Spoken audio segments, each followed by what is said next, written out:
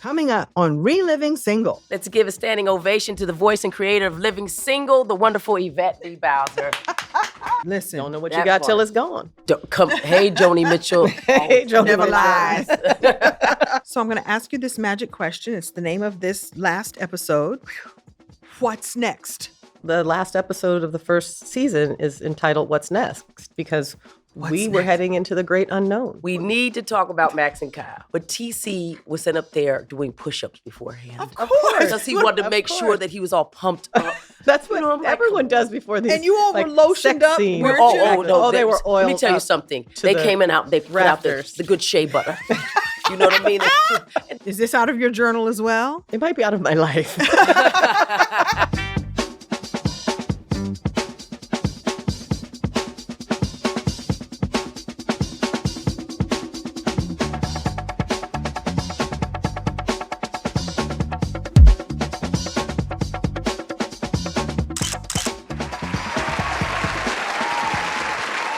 Welcome back to Reliving Single, the official, unofficial Living Single rewatch podcast. Kim, this has been quite an experience. It has been quite lovely, has it not? It has. Yes, you and me and our friends, we've gone on this journey together. They gave us our flowers. We thank you so much. Thank you for connecting with us. We're grateful that we could connect with the people who have supported us all these years. Thank you. And listen, we had our family stop through, right? We had John Hinton and Dana, also known as Queen Latifah, and TC and Kim Fields. It has been just absolutely magical. Very, truly. But here we are now, at the edge of tomorrow, contemplating the verities, contemplating. The end? The end. The end. The end. And the end of one thing is always the beginning of something else. But before we get to that something else, we have one last episode, y'all. One last episode to rewatch. And it seems only right to rewatch this episode of this first season with Yvette Lee Bowser. Yvette Lee Bowser. Ding, ding, ding, ding, ding. There she is. Hello, ladies. Let's do this. Shall we? Right. Let's do this.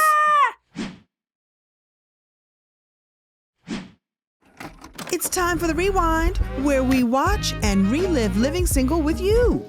This week, we're reliving Living Single Season 1, Episode 27, What's Next? The A story, Khadijah's caught in a classic rom-com crisis, a hot new boyfriend, or the one who got away. The B story, meanwhile, Max gets suspended after telling her client to get a prenup, which accidentally torpedoes their relationship. Oops, wait a minute now. When she looks to Khadijah for comfort, she finds her bestie totally distracted, so she ends up seeking solace in the most unexpected place. There's a C story. You know, this doesn't happen very often, but when you can make it happen, when Yvette Lee Bowser can make this happen, she did it. Overton gets a new leather chair that Kyle hates. Wow. Okay, this is written by Yvette Lee Bowser, directed by Ellen Gittleson. Yes. The episode guest stars Cress Williams and Adam Lazar White. They are back again. We also have Richard Gant, you know, awesome. Please. Ellis Williams, Yeah. Jerome, the Bus Bettis. Yes. What? For you football fans, he's Super Bowl champion for the Pittsburgh Steelers. Anne-Marie Johnson, I love you, Anne-Marie. Hello. Adore. Actress, producer, and impressionist. She's a force of nature, and you've seen her in everything from Hollywood Shuffle and in Living Color. I'ma Get You, Sucker. Come on. Most recently, The Addiction of Hope. I'm in that with you. Thank you, girl. Yeah, let's get going. Let's go going. Let's do it. Let's do it. Keys? Fooled ya. It's to my apartment. Khadijah, I want you to move in with me. You are not, I repeat, not taking that domestic casualty upstairs into our apartment. Don't make me choose between you and this chair. Oh, that's nifty. Oh, yeah, good-looking chair. Oh, yeah. Oh, yeah. Nifty. Oh, yeah. I'm sorry I didn't get the matching love seat. Hey, girl, what you doing for Sheila Kelly? What, you sewing one of them tabloid rags? Or are you putting together one of them spicy little prenuptials? No, they say the good stuff for the partners. I'm doing the wedding contracts, you know, the photographer, the florist, the swan wrangler. You are always on that phone giggling with Alonzo. Yes, I am. But that was Scooter. Ever since he and Khadijah got together that night, Scooter's nose has been wide open. Well, I bet Scooter was heartbroken when you told him about Alonzo, huh?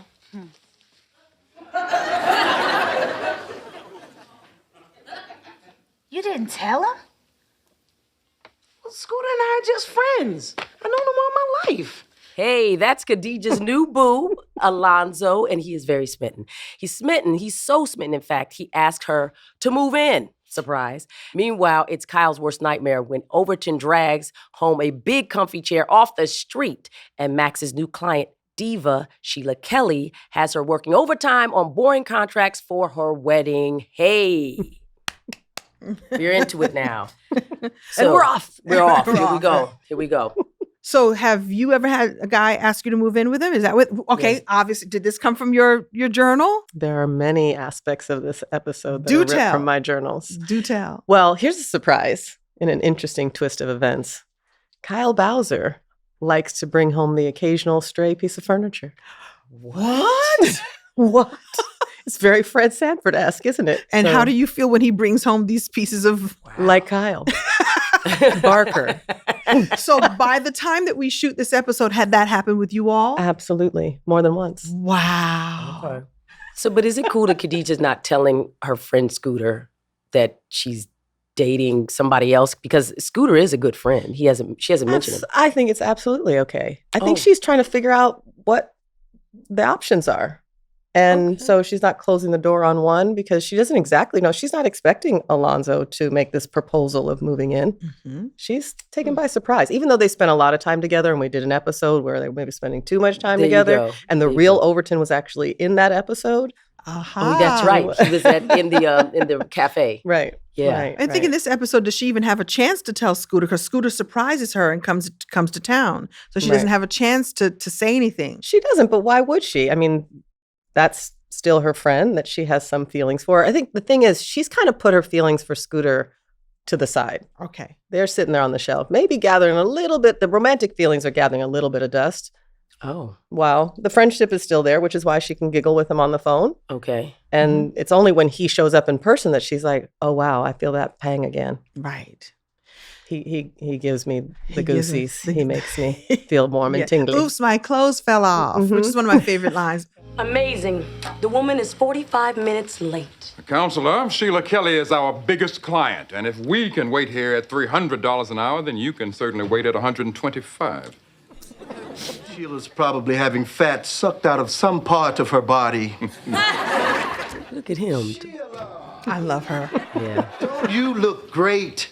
Thanks to Jenny Craig and a great tailor.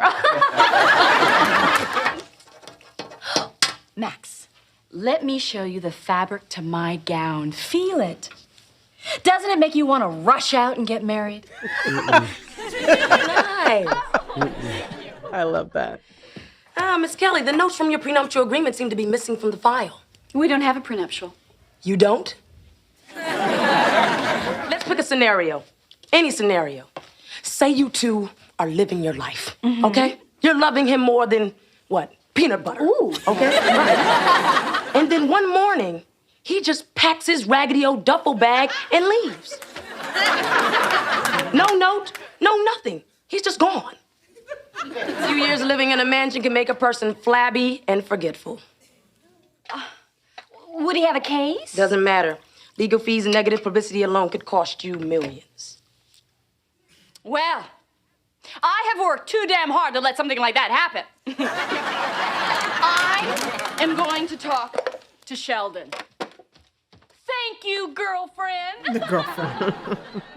Okay, there's so much There's there. so much there. All right. At Max's firm, her bosses trash talk rich girl Sheila Kelly behind closed doors, revealing their bias loud and clear. But when Max and Sheila get a moment alone, Sheila admits she doesn't have a prenup. Yikes. In the true Maxine Shaw fashion, she flips the script and urges Sheila to protect her empire. So let's talk. First of all, let's Yes, talk let's. about the casting there. Yeah. Anne Marie Johnson Come in on. her glory. Come on. What was it? Was she the only person for that job? She or was the only person for that job. Yeah, Anne of Marie course. Johnson Please. absolutely had to play Sheila Kelly. She's the best at and that. 100%. I mean, like, remember the time that we were in. I mean, this is a bit of a timestamp because we were, it was like talk shows were everywhere. Right. Everybody had a talk show. It was so in the zeitgeist. So we were like, let's capture that. And of course, we came back in season 2. We had another great talk show moment. Right. So again, we're just kind of slowly weaving all of these things together. Mhm. And Anne Marie Johnson was just, she had to be bigger than life. Please. And you had to get that right away. And her hair needs to be bigger than life. Exactly. It was The hair perfect. is It was bigger than perfect. life, and the hair became its character of Okay. its own later on. Mhm. But also, I was preparing for my own wedding at this time. You were? Yes, remember you came to my wedding in I Philadelphia, know I did. darling. You and my You were mother. all at the my engagement mother party. remembers Yeah. me coming to that. She talked. Yes. It's amazing. So, what was on my mind? What was in my personal zeitgeist? All of this planning, the fabrics. I mean, this is a garment made from a robe that my mother gave me for my bridal shower. I know we're talking about a TV show or writing or creating, but it's a reminder for people watching this that if you bake intentionality into anything you do, why wouldn't it be as lasting and as memorable and as important as you've created? So Right. we've known you for 1,000 years, but to know that there was even more depth behind the depth. So thank you for that. Thank for that. you. Yeah, it's great. I mean, it's been a blast and a blessing to tell my stories, knowing that it's not just my story, it's our story. Indeed. Like we're completely, examining and unpacking the human condition in every episode, but we're doing it with humor, which I Humor. just feel is like And- kind of the best highway Of course. for, stories that actually matter. I like Do you that. think Max was being a good lawyer to tell her about the prenup, or did she cross the line? I think Because- Max was being Max. Max was Oh. doing the most. I Oh. think she felt a little diminished by the fact that she was only able to do the contracts. Okay. She wasn't dealing with important things like prenuptials. So this was Max.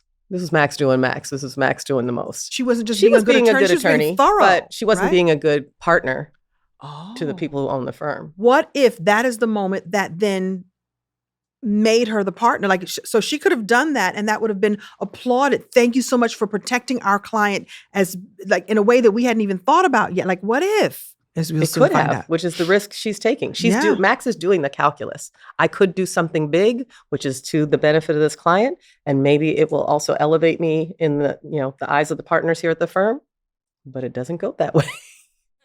Can you believe he bought this hideous thing up here? I wish I could just get rid of it.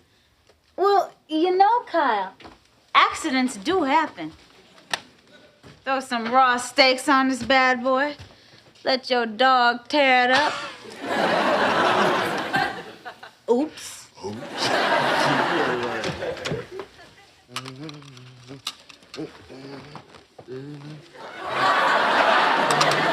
Overton, what are you doing?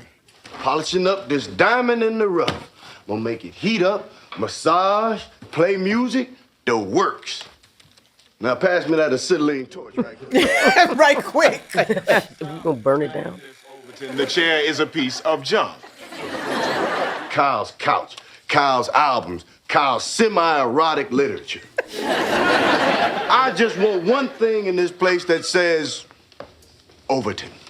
Max, it sounds like you were just doing your job. Not according to the partners. They've called a meeting to discuss my conduct. That's code for don't order extra business cards.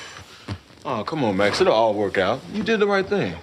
I did. Of course. I mean, a woman as wealthy and eligible as Sheila is needs to protect herself because you never know somebody until you live with them. This. Come on. And even then, there's always something new.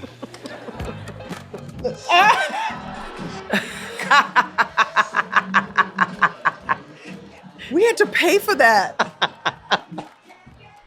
Go get it.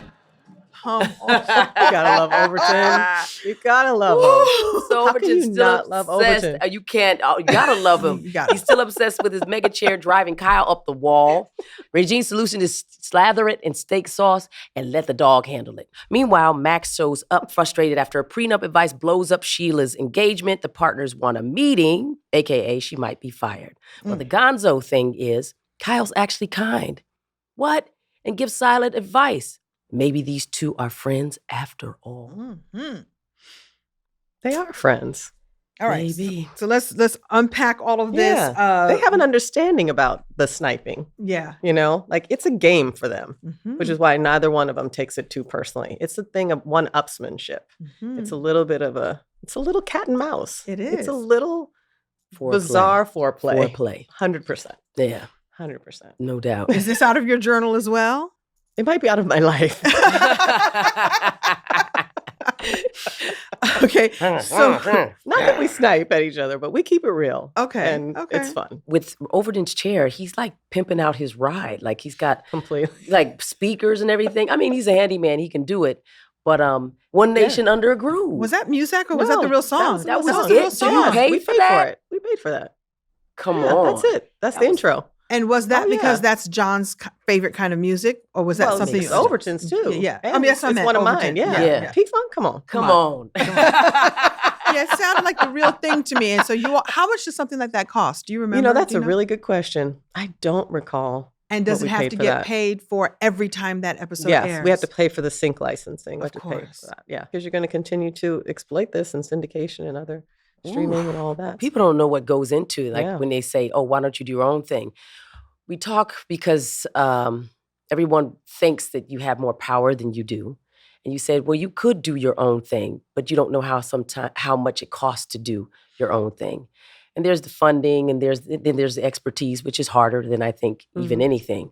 But then also being able to play in a world that there's so many levers of power and people you have to pay just to even get on the stage. Yeah. It's crazy. It is crazy. I mean, we just saw Sanford, the puppy there. We couldn't afford him in season 2, Okay, so we thank just kind of quietly let him go away. Just hope nobody asks. But that's We skipped the traumatic episode where he ran away. 2 trains coming and getting ready to collide, and that's the Mhm, max. And you're kind of setting it up here a little bit Yes. just by softening him up. But being the friend that he always is, ultimately, when push comes to Yeah, I shove, guess so. Kyle is there Mm-hmm. for all of these ladies, even Max, Mhm. especially Max. But I don't think people are seeing what's coming because I think No. y'all No, handled they're that not. really well. There was nothing in previous episodes to tell you that, But it was in this episode. yeah. And again, I think there's that symmetry from the pilot. He says, "You want me." All this women's rights stuff just proves one thing. What? You want me. Oh, God. Oh, God. that was your response. Did I say that? Yes, Oh, you did. God. That is exactly right. Really? You got- Okay. There's symmetry for you 30 years later. But it was intentional. Shoot. I'm like, what are those things that are planted? What are those seeds that are planted in the pilot? What are those things that we've threaded through the season that could really benefit from a nice little payoff in the finale? Oh, Khadijah, I have a feeling it's for you. Another gift from Alonzo? I can't bear living without you. Love, Alonzo. You look a lot like that running back for the Rams, Jerome Bettis. You kind of remind me of Queen Latifah. Please, stop looking for tips. I love that. I love those winks. Before he sends his class over again to sing Froggy Went a Courtin'. I don't know about you, but Alonzo's winning big points with me. Yeah, he is making it awfully hard to say no. Oh, look, Khadijah, more flowers. Baby, I'm back. Oh, my God. It rains and pours.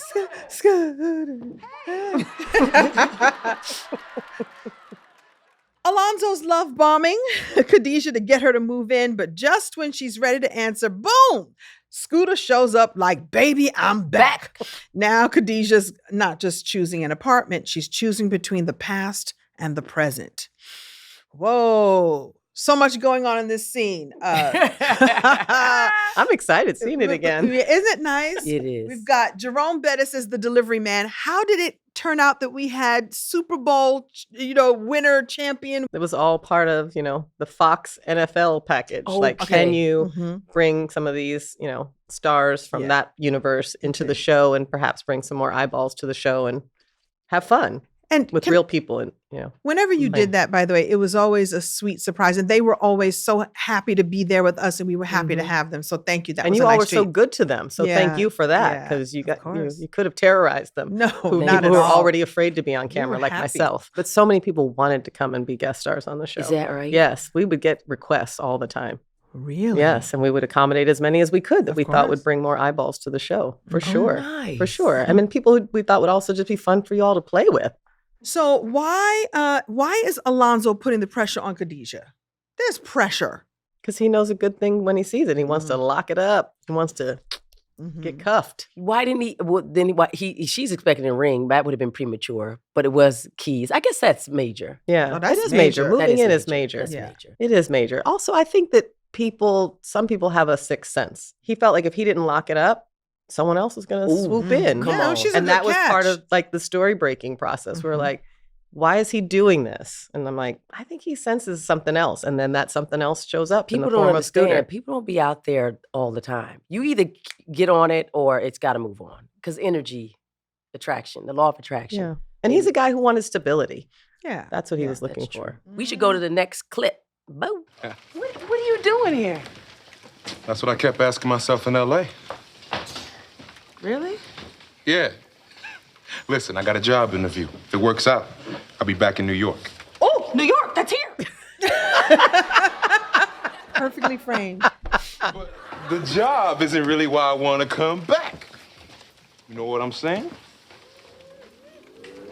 I think so. He's pressing up on her from behind.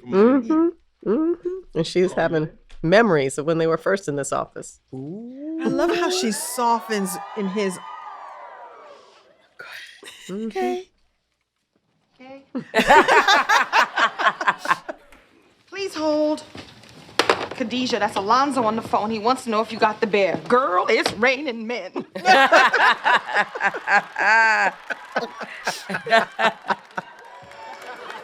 Counselor, because of your unsolicited advice regarding prenuptial agreements, Miss Kelly has suffered a great personal loss. Do you know how long I've waited for a man like Sheldon? Do you know how old I am? Doesn't matter. I can understand that you're upset. but- Upset! Aren't you listening to me? Okay. I wanted to get married! As long as she's here, I can't work with you.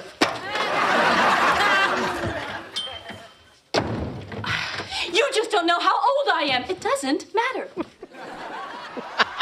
This. Look at how she's running like she's smart. Oh my God. She's the great Anne Marie. And you have to do this without laughing. We're going to talk about it. Nobody. Look, Look at them. Look. Everybody's holding. Nobody broke. Nobody broke character. Showbiz types. You're not mad at me because you think I gave Sheila Kelly bad advice. You're mad at me because I was doing the job you should have now. Go ahead and fire me. We'd like you to take some time off, effective immediately.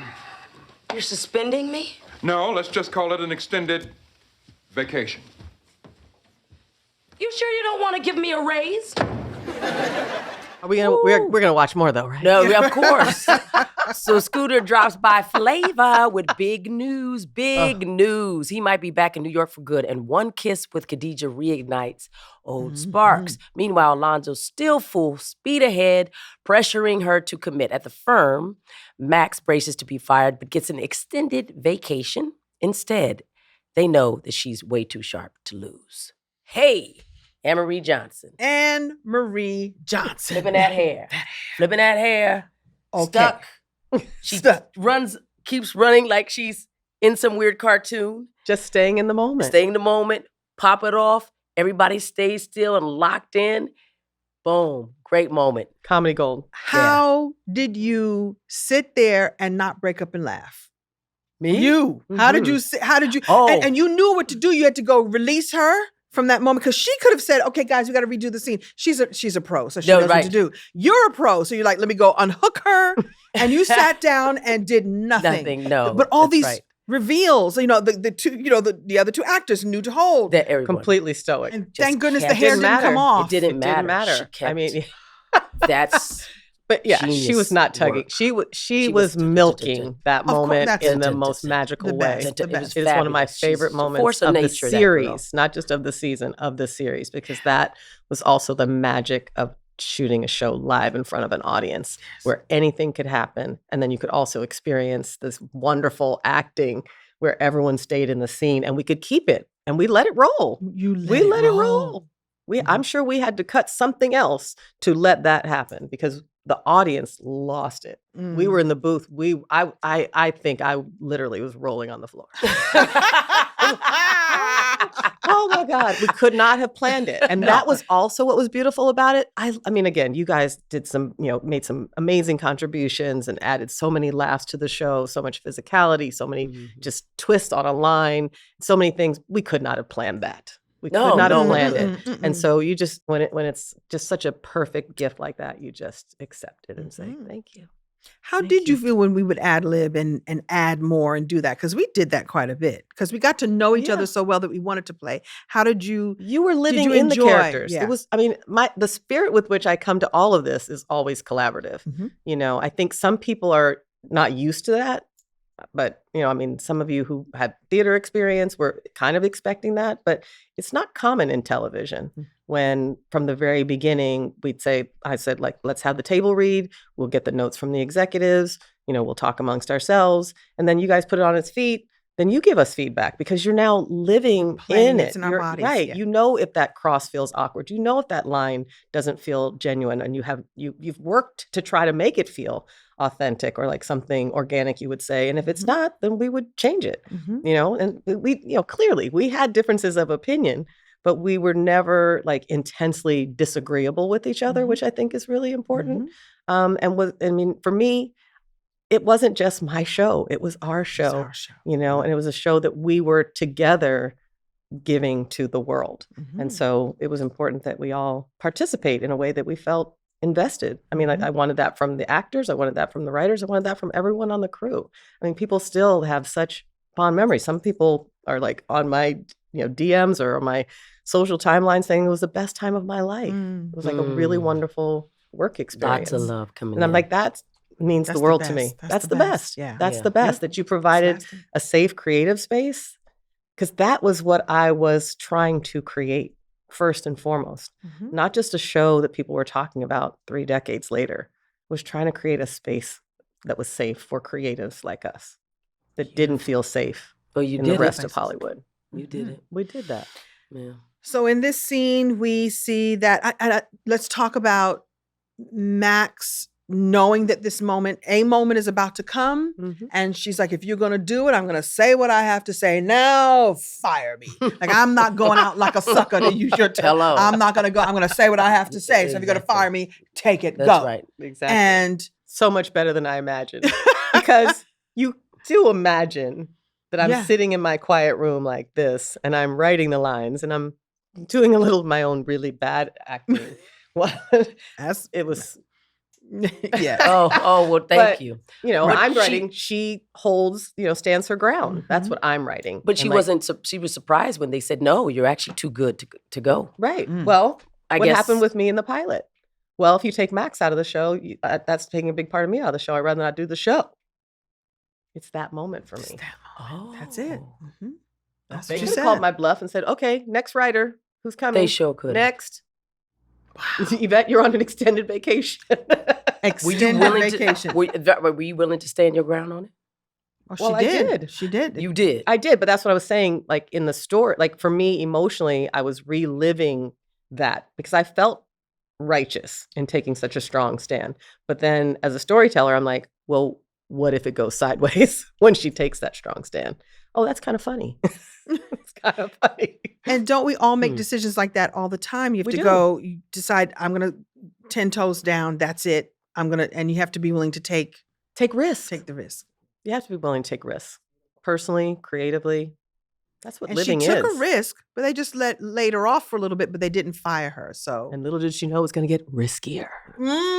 say what? Well, by the way, speaking of risky, so if Khadijah settles for Alonzo, that, very safe, but maybe this, instead of the passionate thing she has with Scooter, would that be settling? I mean, I think that's one of the reasons why she didn't tell Scooter about Alonzo, because she wasn't ready to kind of settle into this other thing that she was a little uncertain about.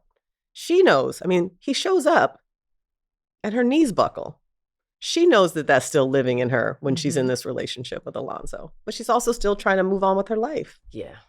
She's still trying to move. She's not waiting for him by the phone. She did that already. She Right. waited for his calls and she got her face cracked. So now, in that episode And where perhaps he and kept calling. Perhaps he wasn't fully ready either, right? So he needed to go away, realize how much he missed her. Oh my goodness, this is my homegirl and the girl I need to be with for the rest of my Right. life. Let me come back. And then make the big romantic gesture of Right. coming back primarily for her. I'm going to take a Sexy. different job to come back for you Mhm. because my job and our situation before was dictating that you come and be with me, which is too big a sacrifice. So sometimes you got to go away to come back. Listen. Don't know what you that got till part. it's gone. Don't come. Hey, Joni Mitchell, always Joni never never lies. All right, let's see what's next. Kim, I do everything out of my car. I do everything. It's my office, it's my studio, it's my nap pod. And shockingly, not where we're recording this podcast. Don't spoil season 2. Oh, but seriously, I take my calls, I write scripts, I do table reads, all from the car. I know. I do the same thing. My car is like my home, just with better acoustics and less judgment. I don't sing. I do. And that's why your car can't just be functional. It has to fit your whole vibe. That's right. And Lexus understood the assignment. I mean, I'm talking about the LX. Ooh, luxury to the max. There's pour wood trim, massaging seats, and wait a minute, retractable ottoman. Come on. A whole ottoman, y'all. Come on. Plus it's hybrid, so it's smart, sustainable, and the storage. Chef's kiss. I even have a table for writing. And it's a rolling sanctuary that helps you move through life with excellence. And Lexus has always been excellent, even back in the 90s, just like us. Because that's the standard of amazing. I came home and found Safford attacking my chair. And the upholstery smelled suspiciously like steak sauce. Accidents happen. Oops. I'll get it.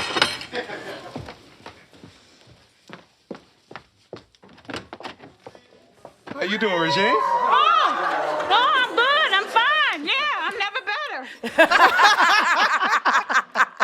better. Just abandoned grammar. No, I'm never better. Yeah, good eye. What's up, man? I'm Terrence. Alonzo. All right. Man, I had the day from hell. Come on, Khadijah. Let's do this. Max, this is not exactly the best timing. Can we talk later? Oh. Well, all right, Regine. Come on. You'll do. Maxine Shaw, whatever happened to you today isn't nearly as juicy as what's about to go down here. So Khadijah's in a bind. Doesn't anyone care about me? Damn! If I only knew some people in my own building.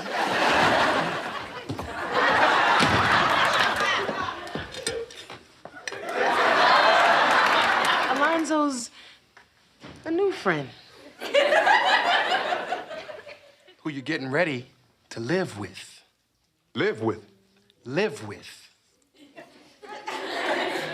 Then why am I trying to move here to be with you? I'm kind of thirsty. Y'all want some soda? That's so hilarious. I love it. She becomes 8. Yeah, exactly. What the hell's going on? I'm sorry.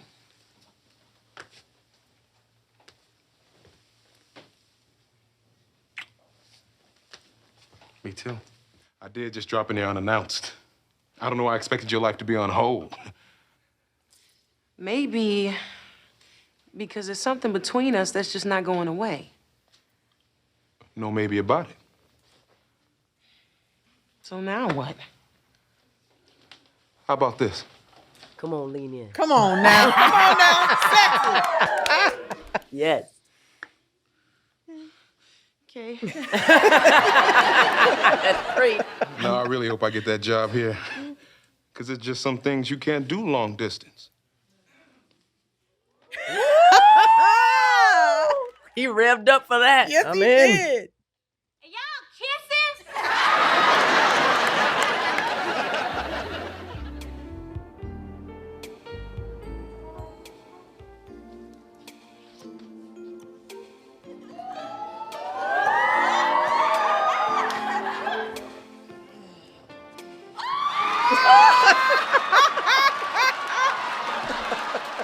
Maybe she. The kente cloth. But look at all the kente cloth. All the kente cloth. I Look at his mean, eyes. but the slow unfolding of this is. Be sure and come back and see what happens. Smooches. Yay! Well done, Yvette. Well done. Do I dare read this? Or do we know what just happened? Alonzo, Scooter, and Max all come looking in for Khadijah, each wanting something. But when Alonzo and Scooter realize that they're in the same love triangle, ooh, no. Regine grabs a popcorn or spaghetti.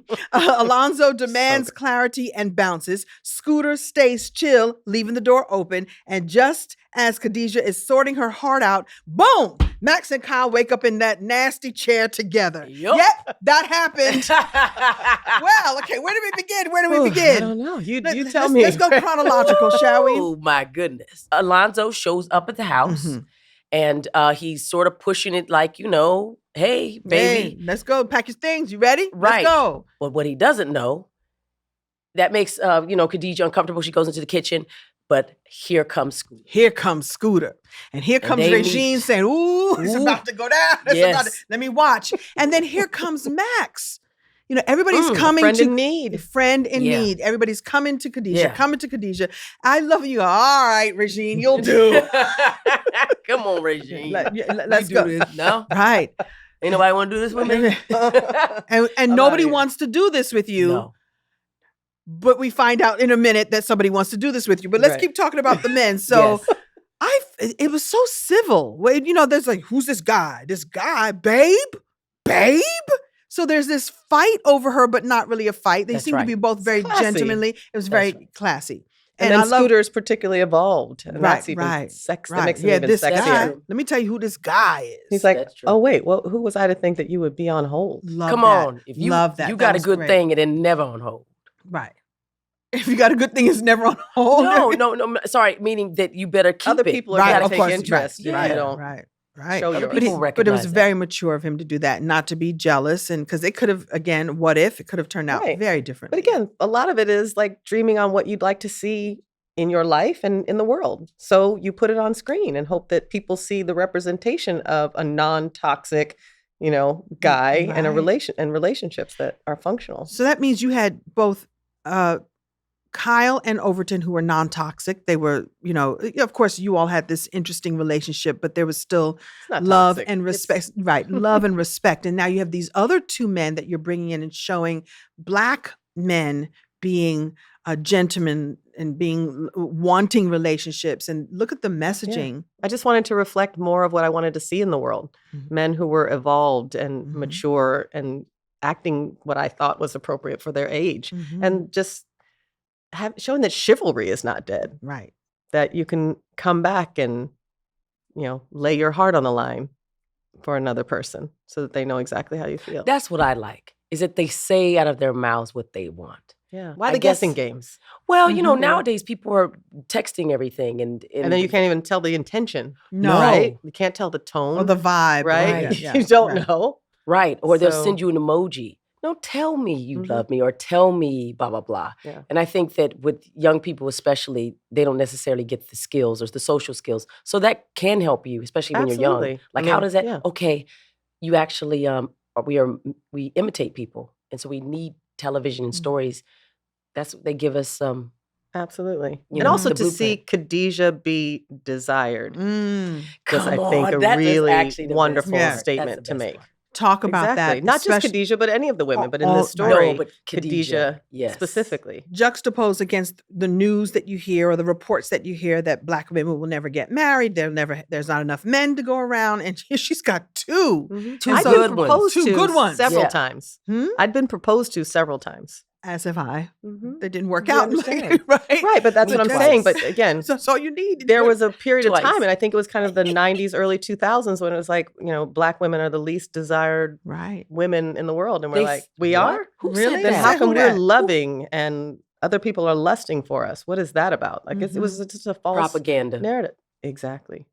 Exactly. And so for anyone who would be any woman who is believing that propaganda, she's watching a show and seeing that it is possible. And Right. these guys were relatable. And I absolutely felt a responsibility to provide the counter narrative every day of my career. Did you Wow. read that you're saying that black women were the least? It was on the news. It was on Yeah, yeah. Nightline. It was Desired. in Newsweek. You're there with your man, and they're like, "What's the news? That's the news. Well, why we doing all what we doing here and having a wonderful life, Mm. and having lunch with one guy and dinner with another? How come that's what our lives are looking like, and you're telling us something else?" But So if you put it's that important to narrative out in reflect that. 1994 and it becomes right 15 years later, meaning it starts to be, it's because you can build a narrative around a lie. Yes, you can, but you can also create the reality that you want to see. That's right. As artists, we can do that. And so that's we part do. of the deprogramming you were doing. So thank you for deconditioning. Right. And the the culture. rewiring. Right, done. That's good Yeah. work. This is And that's neuro- art. It's art as activism, even though we're not talking Yeah. about a protest or Mhm. whatever ailed people in the day. Mhm. It's topical. It's Well, an they important. talked it's about that important. with Uhura on Star Trek, that she wanted to lead the role, and Martin Luther King heard that and said, "No, you have to stay there. We need you there. We need you there." I've had those moments, a couple of them. Yes. I mean, there was a time in the early 2000s when multicam and sitcoms in particular that featured us kind of went away. Mm. And I felt a Sure. responsibility to stay in the game. Mhm. Do you still feel that I responsibility? do. I do. Of course. I of do. course. I mean, I'm happy to be here in a variety of roles, whether it's, creating my own show or helping others launch theirs, because that's something I've done actually, I think 12 times now. I heard you launch say on series. an interview that there's a show that you worked on that you sat on the sofa. And so that your mentorship and your vision and your help was felt. You weren't at the table. You weren't sitting at the head of the table, but you were sitting there on the sofa in the role that was Right. needed and requested of Exactly. you. Exactly. yeah. Because sometimes it's not even about what you think of yourself or how you see yourself. It's how other people respond to you. Mhm. So literally, I've decided I'm going to sit in the second row so that I'm not distracting, so that I'm not the person that they're looking to when I really think they should be looking to whoever's running the room. There were times in that situation where I was running the Of room, course. where I wouldn't be running the room from the couch. But I wanted to make sure that people knew where their focus should be. And again, I don't say that with arrogance. I say that with just an intentionality to make sure that people knew where they were supposed to be looking. Because I was a person who seemed to have a lot of answers. Because you do. You do. You do. So people's eyes will naturally go to you if you put yourself kind of in the spotlight. And that wasn't my role. My role was kind of to be the consigliere, to advise, to contribute meaningfully, but to advise and not be the central voice. Or as Kim Fields would say, not pulling focus. Not You didn't need pulling to pull focus. Oh, focus. no. I mean, yeah. Let's finish up talking about Khadijah, because she Yes. gets there, and you're right, it's a beautiful male relationships. But they settled it out between them, and she quickly makes her decision. And there she is in the arms of the man that she's chosen. And he's already kind of given her up too. But he didn't leave mad. He went and helped her friend, came down. You saw he had taken off his jacket. So he was like, "You're not getting rid of me that easy," meaning we're still going to be friends. Right. But then he sees that she's the only one coming out of that kitchen. That's beautiful. And he's very excited that she's alone. Yes. Yes. He was hoping that guy would leave. Of course. Okay. But he's her forever friend. Mm-hmm. So he's going to be there regardless of whether or not he leaves with the romance that he came here for. Well, He she was going to gets be romance. there. He's that kind of guy. We need to talk about Max and Kyle. well, who's that kind of guy upstairs who Max is with? Because, we saw her leave. She was upset. She said, oh, God, whatever. If only I knew some people in my own building. And I actually like that she turns toward there because that's the correct thing to do. It is. Because it's not misleading. And you play fair with the audience only to be, just when as you say, we think it's over. And we've forgotten about her too. She's like a little, gadfly, or forget her. And then we open up.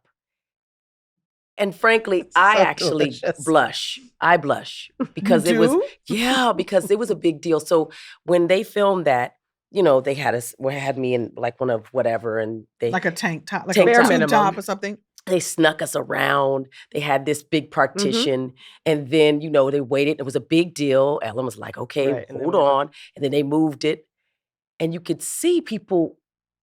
Like, what is going on? Because you were perfectly hidden. You could feel it. It was palpable in the audience. You could feel kind of the ripple of the response, and it just swelled. You really could. I mean, and again, we're just in the booth, like, losing it because we're like, oh, this is so good. You could feel it. It's so much better than you could have imagined. You knew it was going to be good, but it was just Why did you decide on the delicious. kente? I think it was, I don't know if TC asked for it because TC just sounds probably so TC. don't you think? It was there. It's in the apartment. Yes, it wasn't a new piece of set dressing. It wasn't, but no. I just feel like TC. But TC was sitting up there doing push-ups beforehand. Of course. Because he wanted to make sure that he was all pumped up. That's what everyone does before these. And you all were lotioned up, scenes. weren't you? No, they were oiled. Let me tell you up something. They came out, they put out the good shea butter. You know what I mean? And just like, I felt like they were buttering me up. Glistening. You know how they see in those Roman weddings, and they grease you up, and everybody's like, "You ready, girl?" Like, get the fuck out of my face. I'm sorry. I mean, like, and it was what too were you much. Thinking, though? Were you thinking it was I'm too not much ready, anticipation? I'm like, let's make.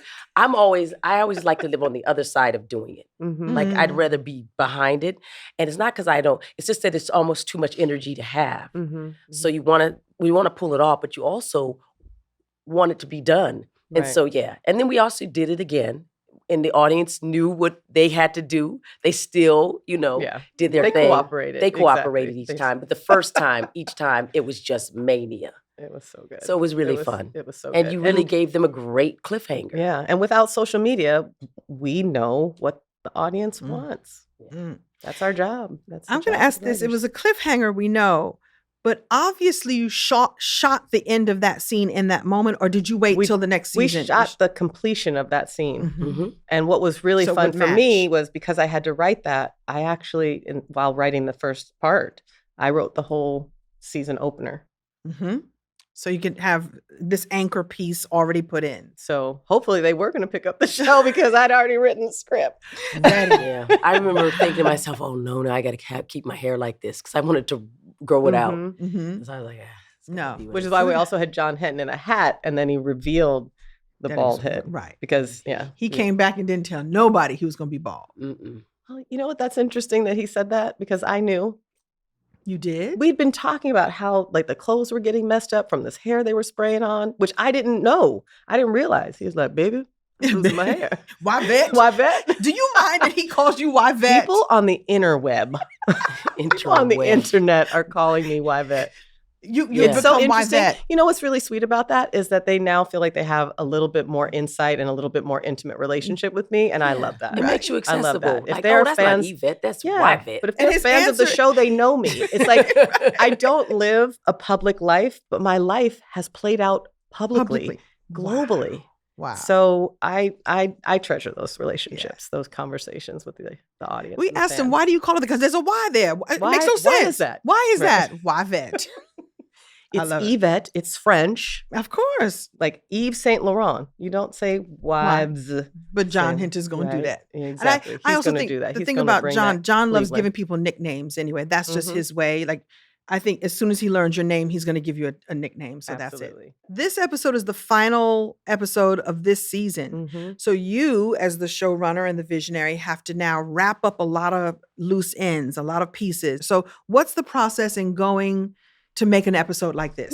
It's really fun. It's really fun in a kind of a very, when you have a very well-intentioned and specific pilot like we did, I felt like it was really important to make sure that there was symmetry in the season finale, and that it really felt like the culmination of all of the building blocks that we, laid out prior to that. So tying up a lot of loose ends and then creating another story thread to pull in the second season. So good. Yeah. So good. And you did it really well because all the trains have to come into the station on time. And there's some little things in there, like Sinclair obviously would often speak in, lyrics.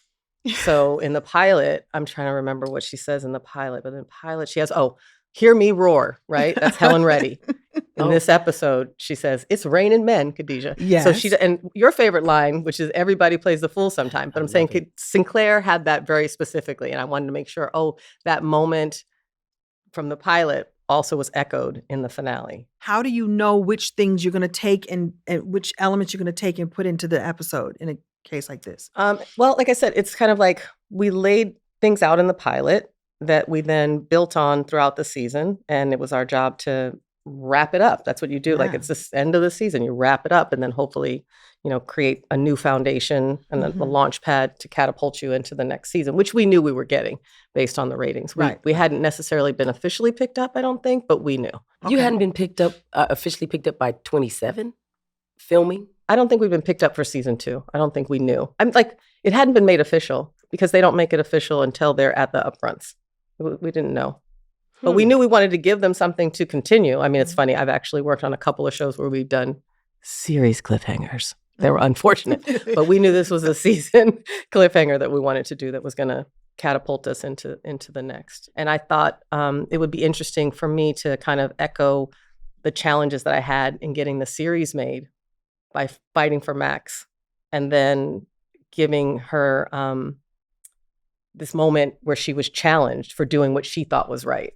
You know what I'm saying? So it's like I was really examining like her standing her ground, like her standing, 10 toes down. But then what if the outcome is different from what happened with me, where I actually won? So that, again, as a writer, part of your job is to not just rip pages from your diary and just tell the stories, because sometimes you go, oh, it really happened. Well, sometimes what really happened is boring, but you have to think of a series of interesting what ifs. What if she makes that bold move? What if she goes out on that ledge and it doesn't work out? Got it. Right. Well, let's see. But that was how I felt emotionally. It wasn't what happened on the pilot, but that was how I felt. Like, if you don't want Max in the show, then you don't want me. What's what it if you took that risk? And so I wanted to echo that in the show. All right, y'all. We did it. We did. There's at the end of season 1, show 27. And we got to So now beautiful. go to the reverb. Oh, reverb. Let's go to the Okay, reverb. let's go to the reverb. The aftermath. That's the aftermath.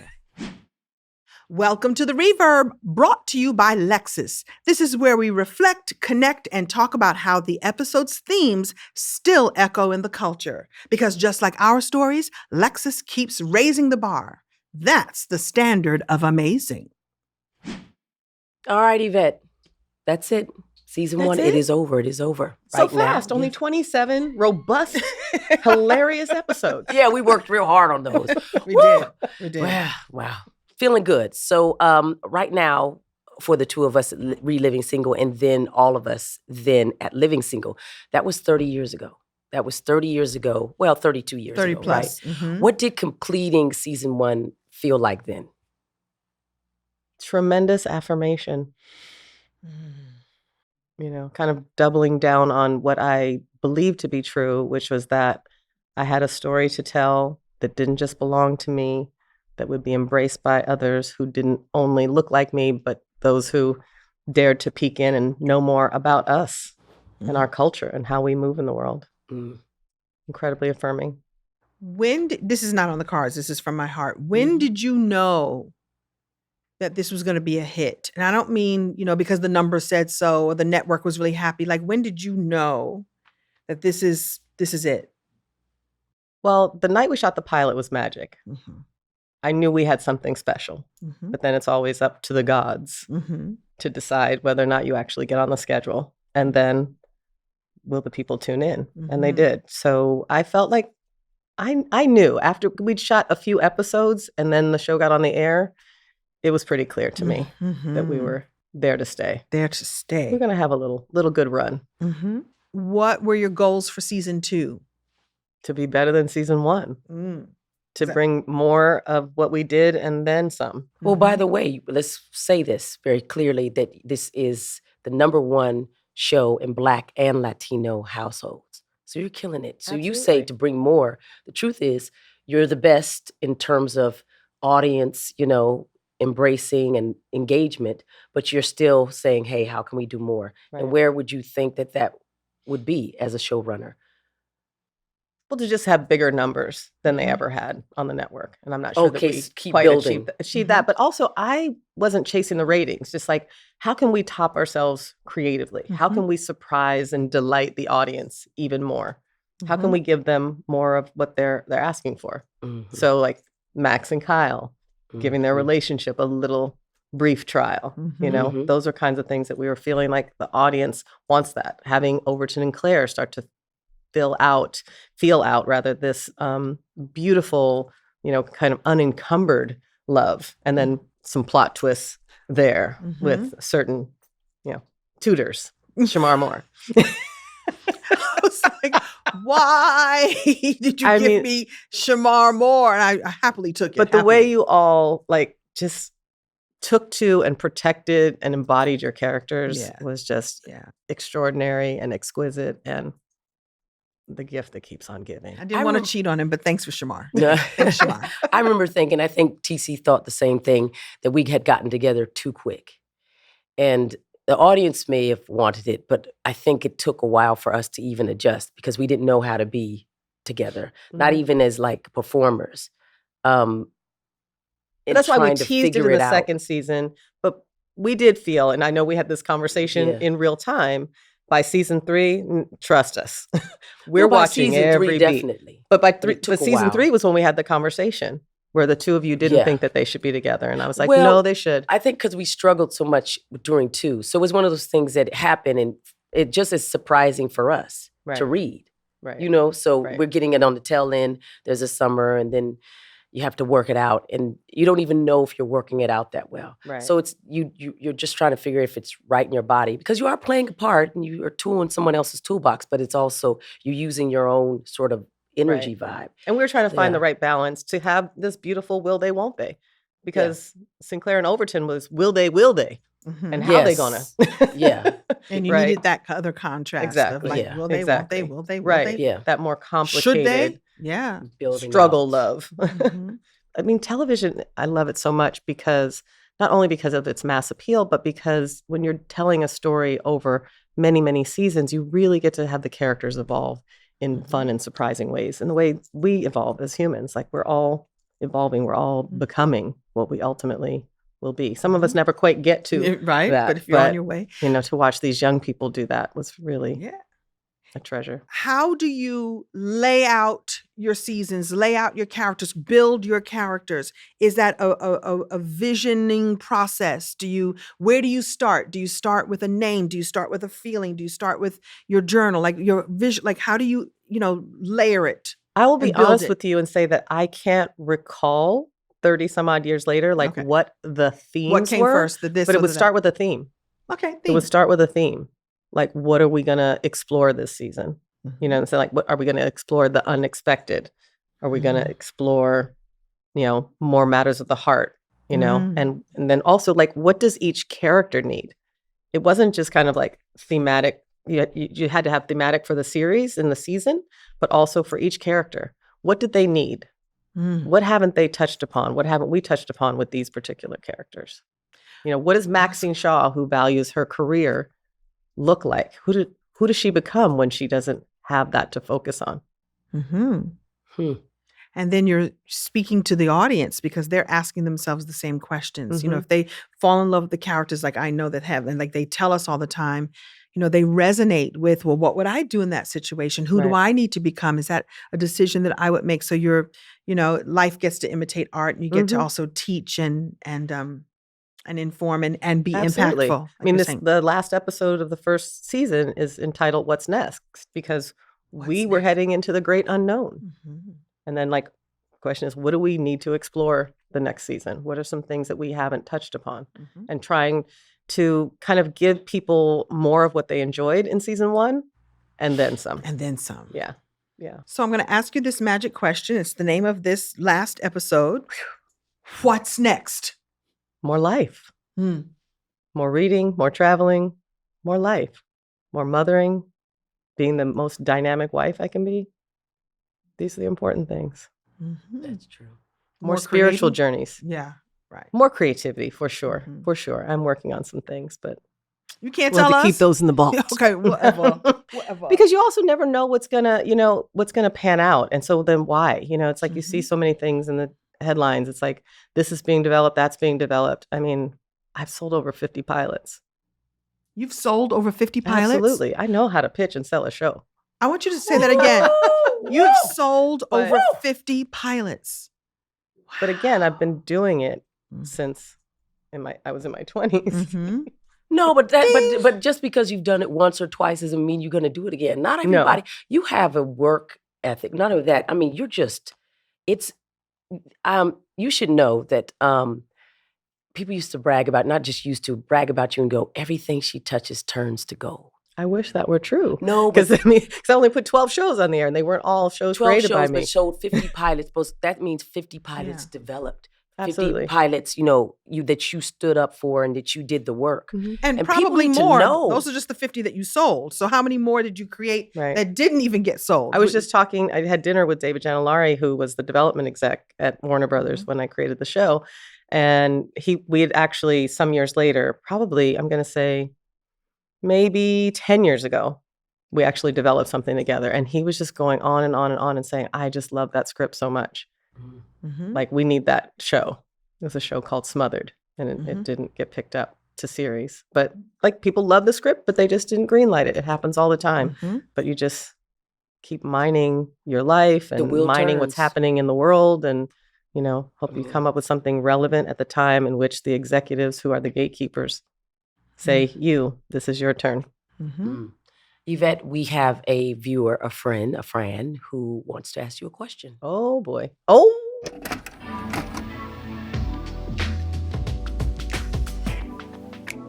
Y'all and these surprises.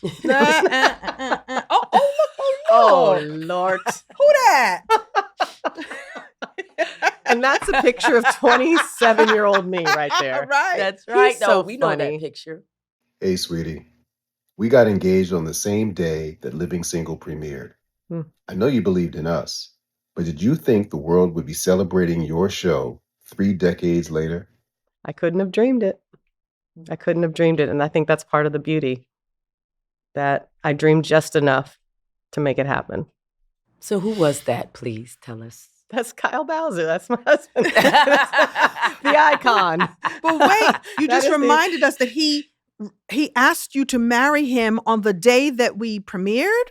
He did. He was like, I need to Well, lock this right, well, down. He locked it down. He He said, let me stop shucking and jiving. Right. Well, this is the interesting personal and emotional story behind that. It also happened to be the anniversary of his father's passing.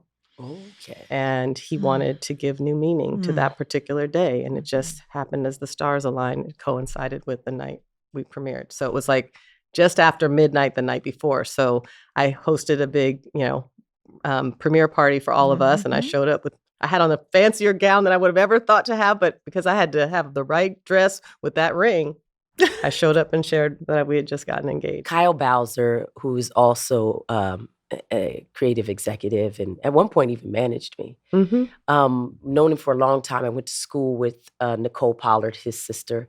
He's very, very smart and creative. And he wrote the wedding song that Sinclair and your two Overton characters, got married. I commit too. to you. So with this ring, I commit to you. To death to us, that you still have my heart. And I know I'll be good to you. I said I do to only you for the rest of my life. Well, you know what? He wrote that for our wedding, but never sang it or performed it. And so then it kind of got rejiggered a little bit for the episode. It's So you donated that to the show. He gave Absolutely. that to the show. Absolutely. I didn't know that. I knew that he Yeah. wrote it, but I didn't know that was Yeah. meant for y'all. He said, "I'll put it on the show, sweetie." Yeah. Wow. But it was again a spirit with which this show started. It started out as kind of like me being placed in this really adverse environment. You know, that was the universe that put me on that show where they didn't want to hear anything I had to say. And I was like, I know some of what I have to say has value. But if this is what the rest of Hollywood looks like, I'm not going to be around for long, not one to suffer fools. I'm going to go and create my own environment and therefore my own show. But I hadn't been thinking about it, contemplating about it, because I was pouring everything I had into a different world. I wasn't thinking, oh, what am I going to create next? Because I didn't know any other show creators. So I wasn't thinking, oh, that's what you do when you've been writing, you know, you've been on a show for 5 years, but you've been officially writing for like 3.5 years. You don't think, oh, I'm going to create my own show. Everyone now thinks Of that course. because everyone's doing their own shows, you know, on the internet and all these other places, which is great. But it just wasn't the mindset. Right. But it was out of necessity. And luckily I had been, you know, equipped with the skill set to get it done. Thank you. Thank you Yvette. so much. Thank you very much. Thank you. This is lucky number 27.